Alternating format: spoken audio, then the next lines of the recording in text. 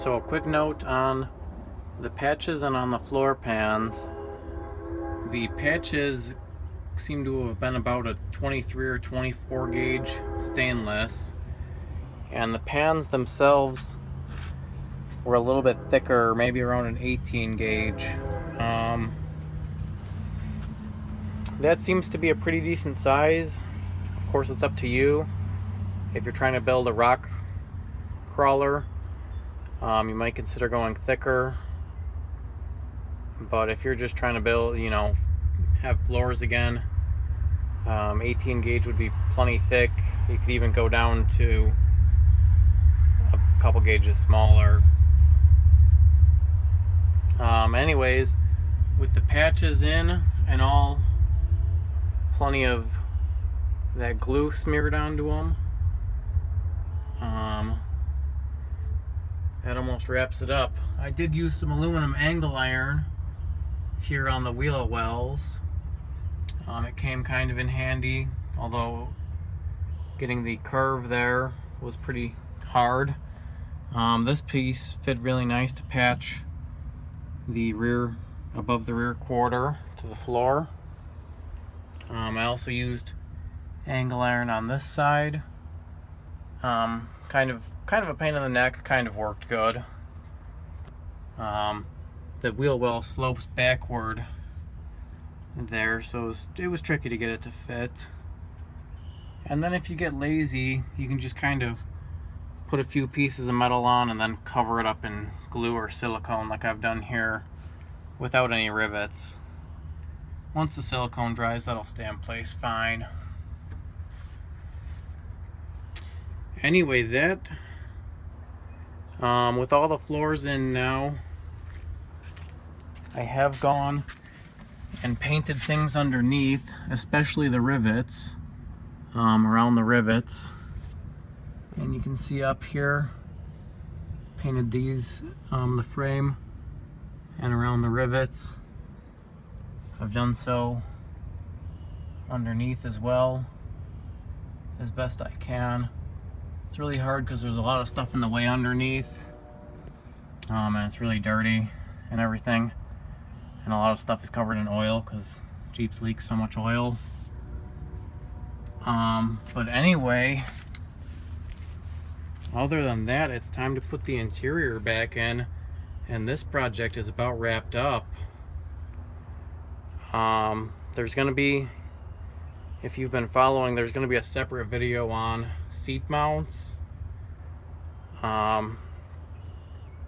So that's going to, look out for that video. That's going to be a separate one.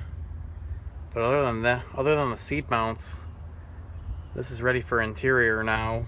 And that's pretty much just going to go in back the way it came out, unless you modify your carpet some to cut some holes to make it easier to put that back in. Other than that, it's pretty straightforward to put the interior in and out. Getting your interior all back in shouldn't really be too hard. Sometimes the holes don't line up very good for the screws, and you'll end up with a few extra things that you don't know where they go, but that's fine. You can just save them or throw them away. A couple final recommendations. Get this pin lined up good so that your hatch opens and closes easily before putting the screws in this plastic. And then another recommendation is to put a hole in your frame, through the floor and the carpet into the frame on both sides. And then about once a week you can park on a steep hill and pour about a quart of oil down each hole, and that might help your frame from rusting. I had a spot up in there. It's where the axle breather goes into the frame, and it leaks oil into the frame for some reason. The oil comes out the axle breather and gets leaked into the frame, and that spot of the frame was, after I degreased it from all the grease and oil that was on it, that spot of the frame was absolutely mint. It was so clean. And so I put these holes in now to dump oil down the frame all the time to keep it from rusting anymore. And overall, this was a pretty lousy idea to try to fix the floors. As I stated in the first video, I'd highly recommend against doing it. It was a huge project, and I don't believe it's going to be worthwhile at all. Last things to mention are timeline. Today marks 4 weeks from the start date when I first started ripping the back apart. It's been 4 weeks. It seems like it's been longer, but that's what it's been. So I recommend you don't try this at all, but if you are, budget yourself some time. Do not expect to do this in a weekend or 2 or 3. I'm